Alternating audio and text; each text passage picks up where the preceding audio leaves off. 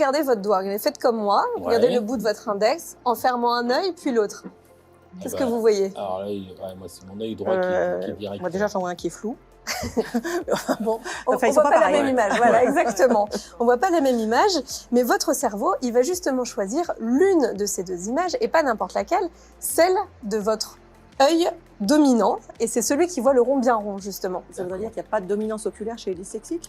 Exactement, en tout cas, c'est l'hypothèse de ces chercheurs, hein. Tout le monde n'est pas d'accord forcément avec leurs travaux, mais il y a d'ailleurs Évidemment, je vais m'inscrire dans ces personnes qui ne sont pas d'accord avec ces travaux. Il serait quand même très facile si un moment on pouvait détecter la dyslexie simplement en tendant le doigt devant soi. Bien évidemment, il n'y a aucune preuve scientifique qu'il y ait une corrélation finalement entre l'œil dominant et la dyslexie. C'est simplement que les personnes atteintes de difficultés de lecture ont parfois aussi des difficultés avec leur œil dominant. Mais l'un n'empêche pas l'autre et surtout, ils ne sont pas corrélés. J'ai fait un article sur les lunettes pour dyslexie qui utilisent cette méthode pour justifier leur fonctionnement, qui aujourd'hui est complètement décrié par la communauté scientifique. Je vous l'ai mis en commentaire, donc n'hésitez pas à aller le visiter si vous avez plus de questions.